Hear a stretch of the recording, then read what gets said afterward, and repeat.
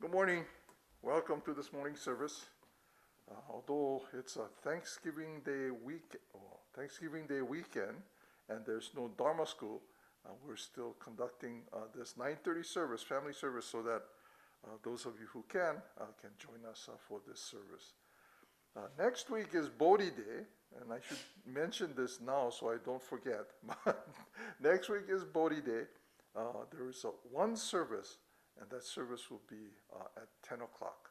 It's a major service, so usually our major services we have one service.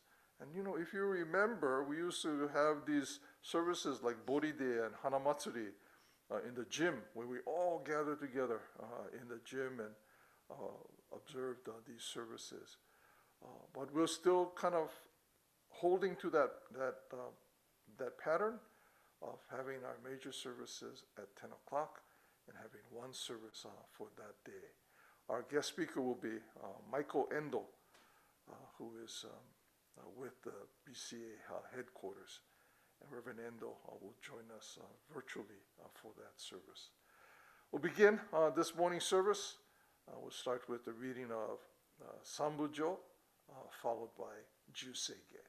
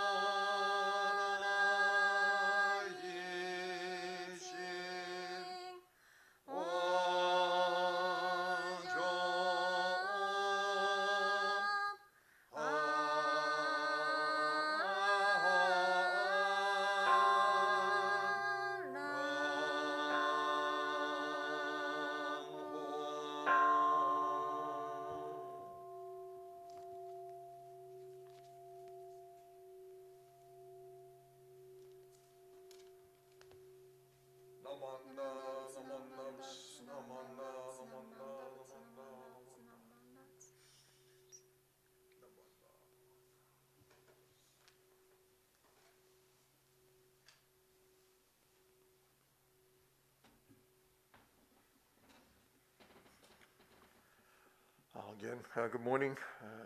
Good, good to have you with us this morning for this Thanksgiving Day weekend 9:30 service. This morning we have as our speaker giving the whole this morning, Sumi Tanabe. Begin with the golden chain, followed by the Dharma message.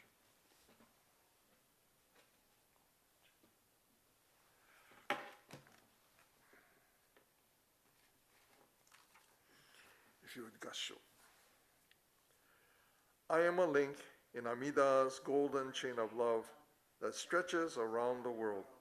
I will keep my link bright and strong. I will be kind and gentle to every living thing and protect all who are weaker than myself. I will think pure and beautiful thoughts, say pure and beautiful words, and do pure and beautiful deeds. May every link in Amida's golden chain of love be bright and strong, and may we all attain perfect peace. Namo Amida Butsu. Namo Amida Butsu. Namo Amida Butsu. And now for this morning's Hoa.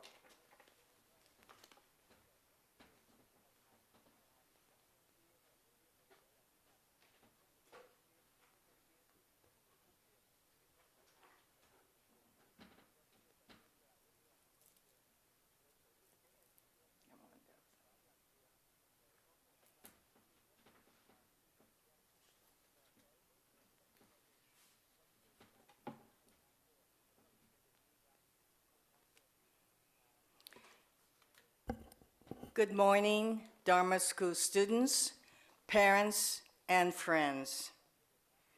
I hope all of you feel pretty tummy happy after the big Thanksgiving last Thursday. Are you still eating leftovers? Please join me in Gassho. This is from Reverend Ken Tanaka's book. Life is a bumpy road. B for bumpy. Life is interdependent. I for interdependent. Life is impermanent. I for impermanent. Life can be great. G for great. Think big. B, I, G. Namo Amida Butsu. Namo Amida Butsu. Namo Amida Butsu. This world we live in now often feels like so many negatives outweigh the positives. We have the ongoing pandemic, hunger, homelessness, fires, floods, mass shootings, climate change, etc., etc. We may question how much we can do, each of us as an individual. In Reverend Tanaka's book, Jewels, I hope all of you have received a copy of this book. It was meant for young people, for Dharma School students, scouts, and all the young people. In this book, he refers to a story about a parrot. In a bamboo thicket at the foot of the Himalayas mountains, there once lived a parrot, together with many other animals and birds. One day, a fire started in the thicket from the friction of the bamboo stalks rubbing against each other in a very strong wind, and the birds and animals were frightened and confused. The parrot, feeling compassion for their fear and suffering, and wishing to repay their kindness he had received in the bamboo thicket, where he was allowed to shelter himself, tried to do all he could to give the other safety. He dipped himself into a pond and flew over the fire and shook off the drops of water to extinguish the fire. He repeated this diligently over and over and over again, out of compassion and gratitude to the bamboo thicket. This spirit of kindness and self-sacrifice was noticed by a heavenly God who came down from the sky and said to the parrot, "You have a gallant mind, but what good do you expect you can accomplish with a few drops of water against this great fire?" The parrot answered, "There is nothing that cannot be accomplished by the spirit of gratitude and self-sacrifice. I will try over and over and over again in my next life." The great God was impressed by the parrot's spirits, and together they extinguished the fire. The parrot teaches us an important lesson. That lesson is that if all of us did our small part, then we collectively will become a huge force to accomplish what appears to be an impossible task. We have thousands of homeless in our county. I belong to a small group of women who have been helping the homeless families, especially women and children, since 1985. We raise funds to send the homeless children to summer camp. We feed them nutritious meals. We give diapers for their babies, give them warm clothing and holiday parties. When the homeless women open their gifts, They are delighted with a tuba lipstick, a small little costume jewelry, a hairbrush, a soft towel. Sometimes I see 3 generations of homeless families. At times, we have been so overwhelmed by the sheer numbers of these persons who need help.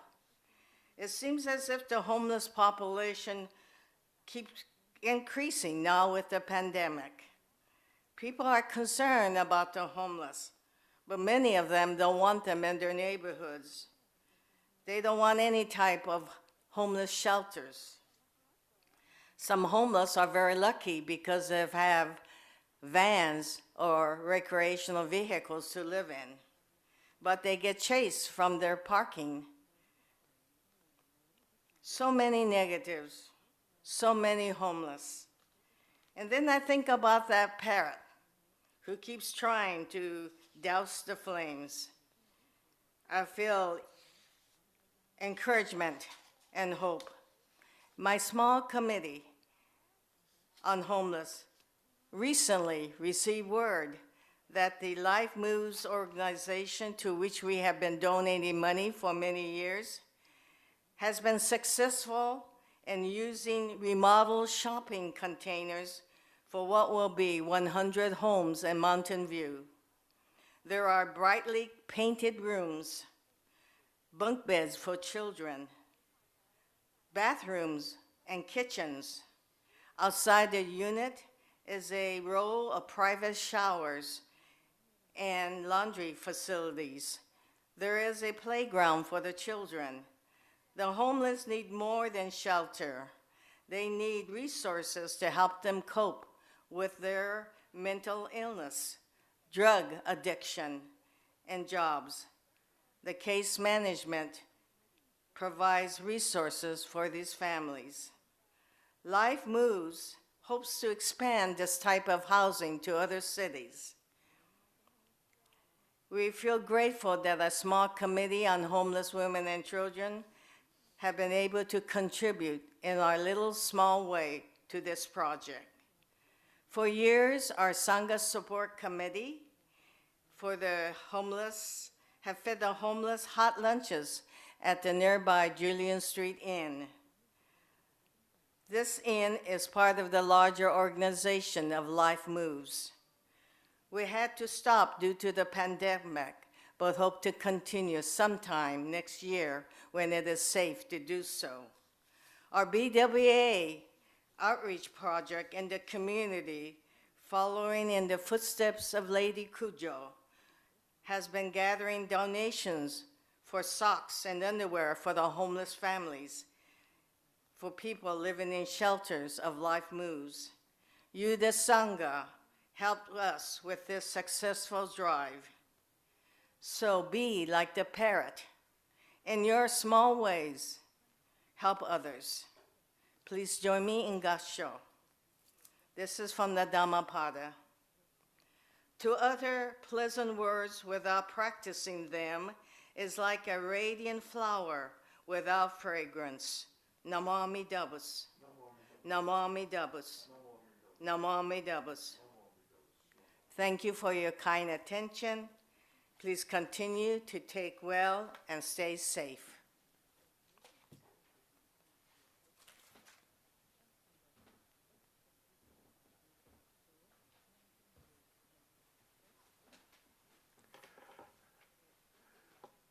Thank you, Sumi, for your wonderful message, a reminder for us that although sometimes things seem so overwhelming and that our little bit can not amount to very much, but join together, and if we persist, that changes really can happen. This Betsuin has been involved in many such projects, and I think all of us can feel that what little that we do actually does make a difference in people's lives. We may not hear back from those who may receive what we offer, but still know that what we do helps someone somewhere. Thank you again, Sumi, for reminding us about the need to participate, the need to do what we can to help others. As we conclude this morning's service, will you please join in Gassho and Nenbutsu. Namo Amida Butsu. Namo Amida Butsu. Namo Amida Butsu. Namo Amida Butsu. Thank you, everyone. Again, please remember next Sunday, December the 5th. Wow, it's December already. December the 5th is our Bodhi Day service, and that service will take place at 10 o'clock. And our guest speaker for that service is Reverend Michael Endo. So please join us for that service next week, December the 5th. Thank you again. See you next time.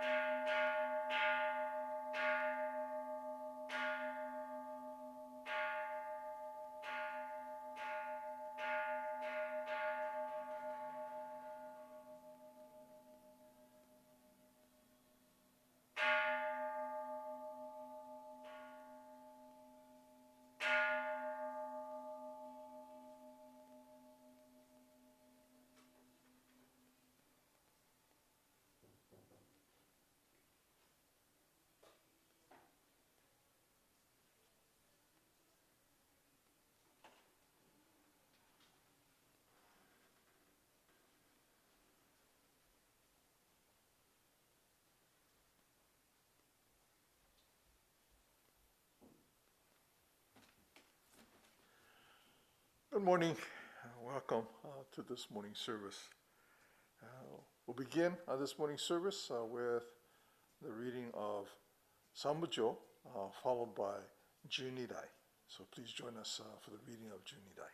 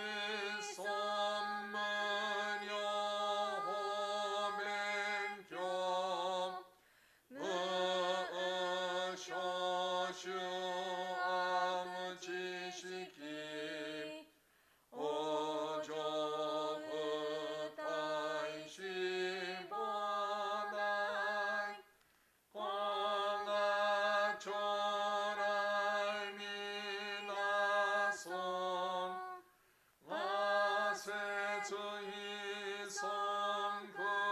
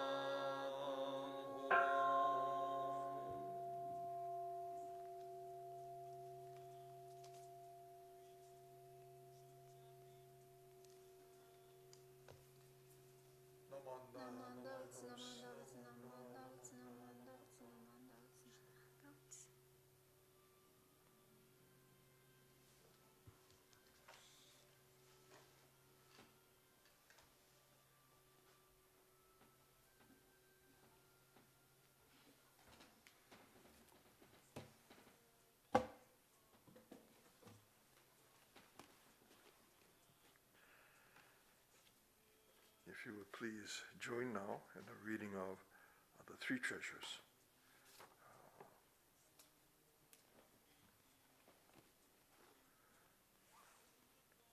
Hard is it to be born into human life? Now we are living it. Difficult is it to hear the teachings of the Blessed One? Now we hear it.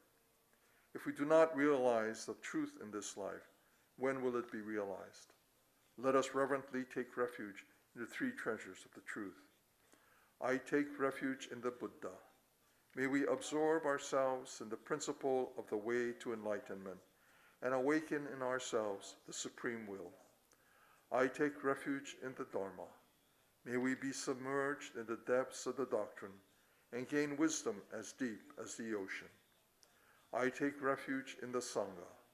May we live in harmony in the great assembly as disciples of Buddha and be freed from all hindrances, becoming units of true accord in the life of harmony, in the spirit of universal oneness, freed from the bondage of selfishness. Even through ages of myriads of kalpas, hard is it to hear such an excellent, profound, and wonderful doctrine. Now we are able to hear and receive it. Let us thoroughly understand the true meaning of Tathagata's teaching.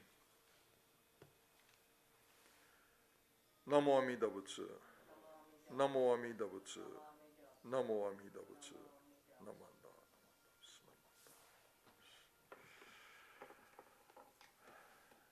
Good morning.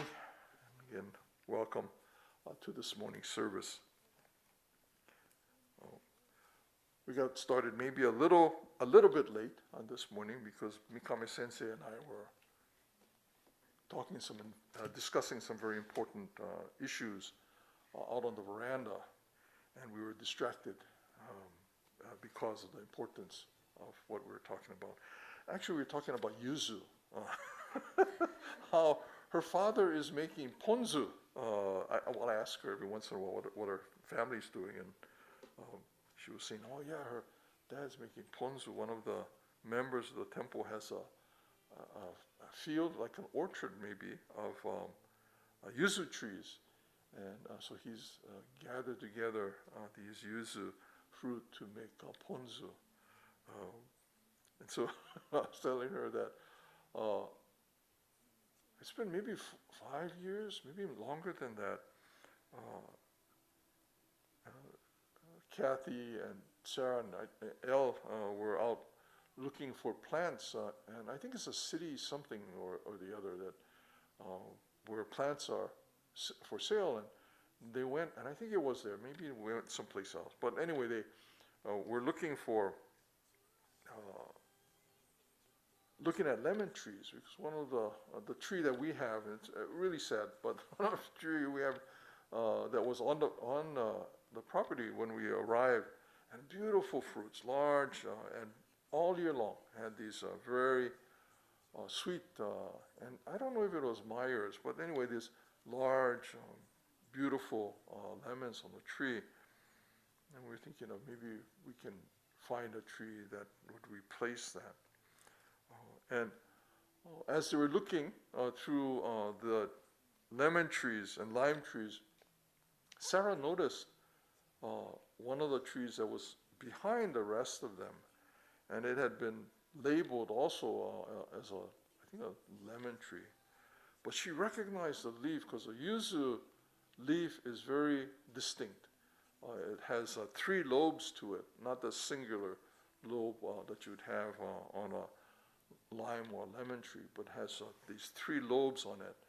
And so she recognized immediately that that was a yuzu plant. And so they bought that yuzu and they brought it home. And so it's sitting, and it's growing in a pot, and it's been growing there for several years. And we've had some yuzu fruit off of the tree. Not enough to make, well, I don't know, ponzu you can make even with 1 yuzu, but if you're going to make it by the quarts, we're not quite there yet to be making ponzu in such quantity. But we were discussing these grave matters, and so we were running a little late this morning for our service. When we talk about these experiences that we have in our lives, and we share them so, we can share them so easily. Sometimes it's very difficult to share what we are experiencing, what we feel, except for when we may sometimes need to convey to someone what's going on in our own lives. And sometimes we find it really challenging to do that. When we think about the interaction that we have with others, how do we feel about what we convey? Do we only convey those things that are easy to talk about? Do we only convey those things that are happy that we want to talk about? But do we convey sometimes our anger or disappointment or frustration? I think we kind of hesitate to do that until it gets to the point where it's so overwhelming that we might no longer be able to hold it in, and we might say something and blurt out something, not intending to cause harm, but having our words or make the other person feel uncomfortable or unhappy because of what we've said. We know that there are 3 things, the sandoku, the 3 poisons of Buddhism, that bind us to this world of samsara, anger, greed, and ignorance. These characteristics which we have continue to interfere with how we distort how we view the world, and interferes with how our progress along this path of enlightenment. And if we were able to put away our anger, to put away our ignorance and greed, then we would be able to live a life that not only for ourselves would be settled, not only for ourselves but for others as well, as we engage in conversations, or as we engage in doing things together. But we know in Jodo Shinshu how difficult that is to not get angry, ever. You think about that, not ever to be angry, or not ever to want something, to really want something so badly that our lives kind of go sideways. And foolishness, sometimes we can't help that to be foolish and ignorant. I don't know if we recognize even our own foolishness. That if we could live our lives free of these three characteristics, then Buddhism suggests that our lives will be much better. But it's difficult to do that. We understand how difficult it is to not become angry when we experience things or when we encounter things, or not to want more of something that we start thinking about and become obsessed with, and we have to have this, we have to have this thing. A few weeks ago, it's been maybe a month now, and I think I might have mentioned this, but someone called the temple and spoke with our office manager, Randy Suzuki, and said he had a shakuhachi that he would like to drop off at the office, and if someone would be interested, that he'd like that person to have that shakuhachi. And Randy said, "Oh, sure." So it was maybe a couple of weeks, and when the person had time, and we brought by this shakuhachi to the office, and Randy knew, of course, that of my interest in the shakuhachi, so he brought it in, and he said, "Oh, this is this man brought this shakuhachi, and you seem to be the only person that might be interested in it." So I kept the shakuhachi, and there was some damage. There was some repairs that were needed, so I sent it to a shakuhachi maker up in, of all places, Mendocino, outside the town of Willits. Monty Levinson has been making shakuhachi for, he says almost 50 years. 20 of those years where he was making shakuhachi. I think he said in those first 20 years, he was unable to go to Japan, but eventually he was able to go to Japan and learn from craftsmen there how to make shakuhachi. But one of the innovations that he has brought into the making of shakuhachi is a use of I'm not sure if it's a method of replicating the inside of the shakuhachi, making it identical with a very well-known shakuhachi. So we think like, shakuhachi, we used to play here with our shakuhachi club, and hopefully we'll get that started again. is just a straight pipe, right? We were using PVC pipe to blow shakuhachi music.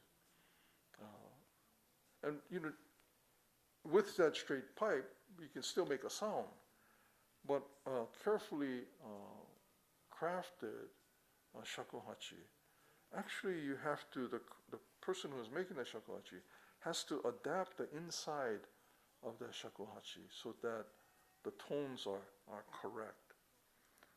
There's a shakuhachi in Japan has been in Japan since the 6th century, and there's a long history, and the Fuke sect of Buddhism and their relationship to the shakuhachi, and then the shakuhachi being outlawed in the Tokugawa period or Edo period, and then the opening up of Japan in the Meiji period, and the loosening of those restrictions, the introduction of Western music into Japan, and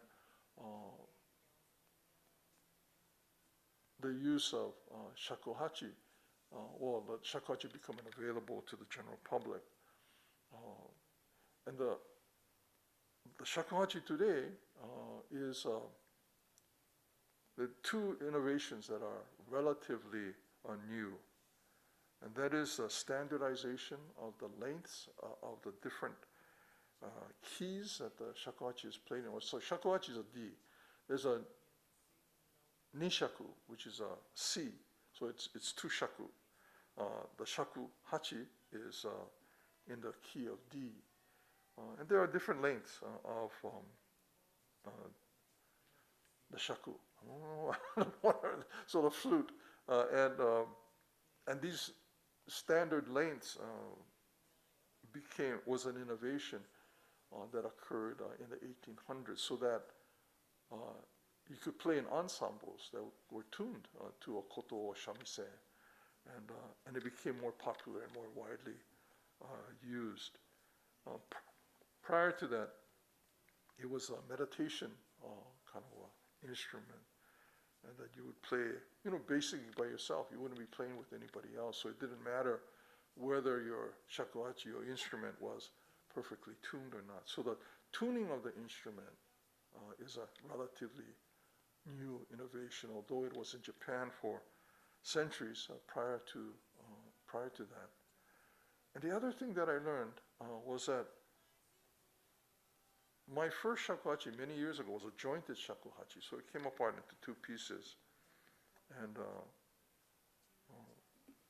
when you play it, of course, you bring it back together again, and that joint is very important. But that joint was an introduction also, an innovation from the Meiji period. Because you can't go out into the forest and find exactly an instrument or a piece of bamboo that's one shaku and 8 shun? Is it shun? So if you go in the forest, you're going to find all kinds of lengths, right? And the widths and all. So it's rare that you find a bamboo that of the correct length, and the number of nodes in the shakuhachi is also important. And then it gets cured, and often while it's being cured, the bamboo can break. So even if you find something that is quite wonderful, it may not survive on the curing process. But these are innovations that were the joint. So the joint allows the maker to use a length of bamboo.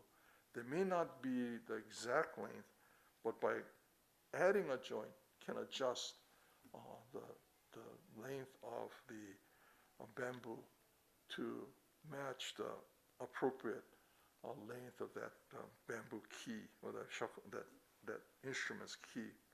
So those two things I learned from this shakuhachi that came by the office about a month ago, and I sent off to Monty Levinson for repair.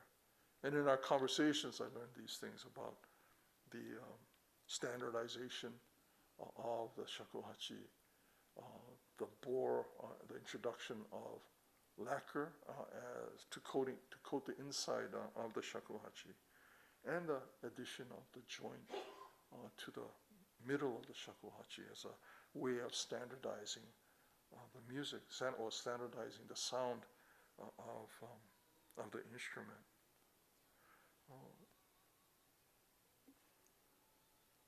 As we look at these kinds of things, and my obsession with shakuhachi actually goes back a long, long time, and some of you may remember I told my tale of woe when my first shakuhachi was taken from an apartment while in Oakland, so that's over like 40 years ago now. And when John Hall heard this tale, he gifted me a shakuhachi from Monty Levinson's shop, and a wonderful instrument that plays. Most shakuhachi players will say, it's not the flute. The sound that you get is not the flute, it's you. You have to be able to use that flute to make the tone that you would like. It's not the flute that needs to be adjusted, but you do. So first time you look at a flute, it's often, I wonder if this thing is correct. I wonder if it's tuned.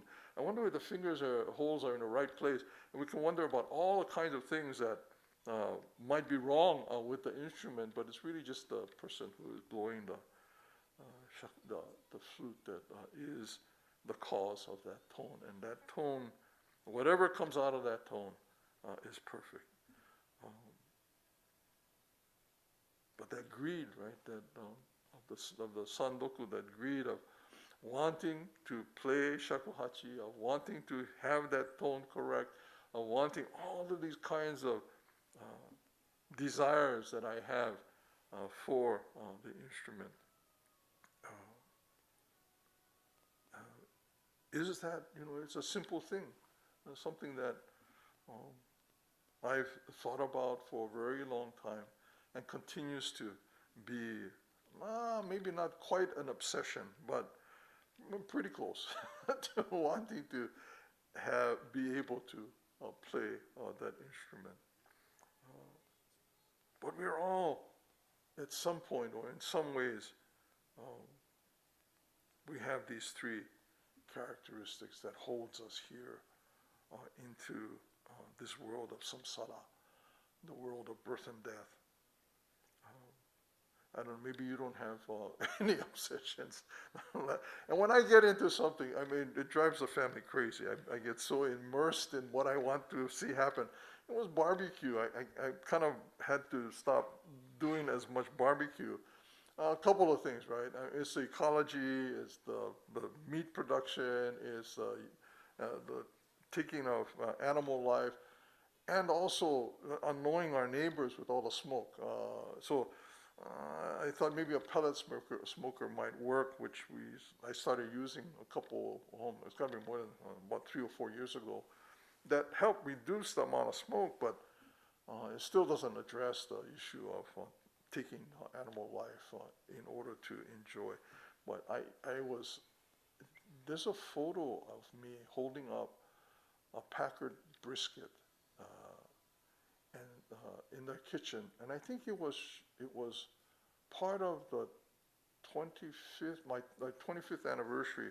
We had a kind of a gathering, and that photo went up with me holding a Packard brisket, still in its cryo wrap, and quite happy because I had found a place. And this was before Packard briskets were found in Costco or other places. It started to become very popular, and you can kind of, brisket is just there are only 2 briskets in a cow, right? And as barbecue became popular, the demand for briskets increased, and as, of course, with any supply and demand chain, the cost of briskets went quite high. well, my obsession with barbecue, like my obsession with shakuhachi. These are two long-standing obsessions that I've had that, really kind of drives me to do things, to make decisions.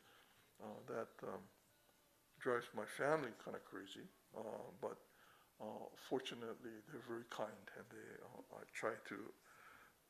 It's okay. You can have your toys, and you can. But yeah. So that's just one, right? That greed and obsession. Haven't talked about anger, hatred. So easy to come up in our lives, or the ignorance. And ignorance is hard to identify, right? How do you identify foolishness? When you identify, I think, foolishness, it's because you think that I think that it's something good to recognize that foolishness. But by the time I recognize that foolishness, it's not something that is kind of driving me, right? I'm recognizing the foolishness. The foolishness that is a blindness to our behavior. That it's difficult to recognize. In Judo Shinshu, of course, all of this is taken care of. We recognize, and even if we cannot identify, we at least acknowledge the fact that we do continue to have these characteristics. And that we are assured, as we are, of the resolution of difficulties. When I moved into the corner office, when I became Rinban, I can see out the front window in the office that I was in before, where Mikame Sensei is now, that occupies that office. You can't really see anywhere. I mean, there's a window that looks out, that faces the Hondo, but you can't see the street, you can't see the sidewalk. You can only look out that, and there's a lovely view of a maple tree right outside that window. But from the office that I'm in now, I have a view of the street and the sidewalk. And it's really interesting how many people walk up and down Fifth Street. And I think it's been increasing, because there are more neighbors in our area. And so people are out, jogging, or they're just kind of walking over to some restaurant, or to Roy's, or a lot of people walking dogs. Surprising. Even this morning, I think I saw at least 6 dogs, and there are people coming by. So our lawn is a favorite place because it's a big lawn, right? And so sometimes we have big dogs coming into the lawn, running around. Sometimes there's little dogs come just trotting in, smelling everything, and then they're trotting off. And lots of dogs come onto our lawn. It's a wonderful, well-fertilized lawn. A lot of nitrogen in the soil in our lawn. But one of the other kind of things that really, really, I don't know, maybe nice is not, but I really enjoy is people who stop in front of the Hondo and face the Hondo in Gassho. And many times they just, often it's just a brief, Gassho bow, and they're on their way. But sometimes they'll stay there for a long time. And as I think, what is it that they're thinking? What is it that they're doing? What is it that they're hoping? But it may not be any of those things, right? It may be simply to be able to experience this relationship between some religious object, this Hondo. They may probably not Jodo Shinshu people, they're probably not Honganji people, but they can recognize this as a religious place. And to be able to stand and have that relationship without even knowing what this place is, but a sense of something more than ourselves, acknowledging and experiencing and communicating in that. It doesn't take words. It doesn't take any particular kind of dramatic action, but to simply come in front of the Hondo and to stay for a moment, maybe, Gassho, and then go on. Or to stay there and think, and whatever may be going on in their consciousness, establishing that relationship or that connection between something that is more than us in our lives. Whatever our circumstances in our lives, we know in Jodo Shinshu that we are affirmed as we are of the eventual resolution of difficulties. That affirmation doesn't go away, or that assurance of Amida Buddha doesn't go away if we obsess over shakuhachi. I can be aware of that obsession and still acknowledge that what I do affects the world around me. Isn't just about me, but influences how the world around me, how others are experiencing it. And I can, in some ways, maybe be more patient, be more aware of what others might be interested in. But that obsession doesn't necessarily go away. We're recognizing that, and I am still cared for and supported. I am deeply grateful for the family and friends and people who continue to be a part of my life. The person who stands on our Hondo, in front of our Hondo, in Gassho, acknowledges that relationship that is much broader than just ourselves, and expresses gratitude and appreciation for all that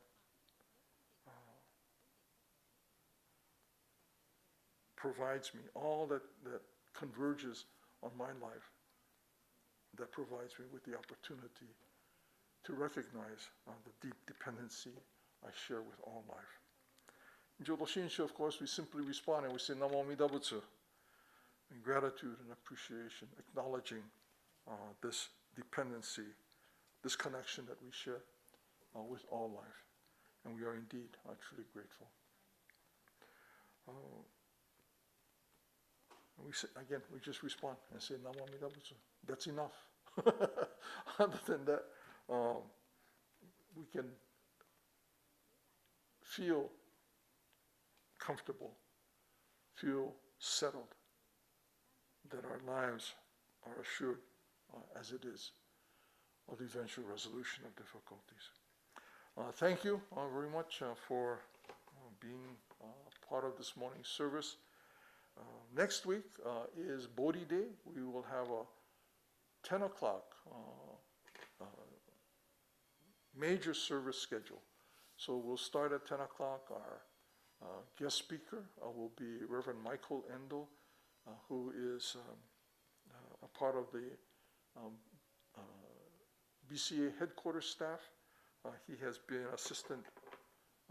executive assistant for many years to several bishops and has served in that capacity for quite a few years.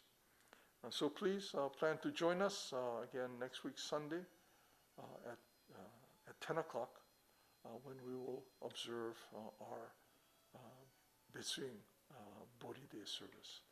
As we conclude, will you please join in Gassho and Nembutsu? Namo Amida Butsu. Namo Amida Butsu. Namo Amida Butsu. Thank you, everyone. I hope you had a nice Thanksgiving Day. If only a little bit of a break from the busyness of our normal lives. Again, thank you very much. We'll see you next time.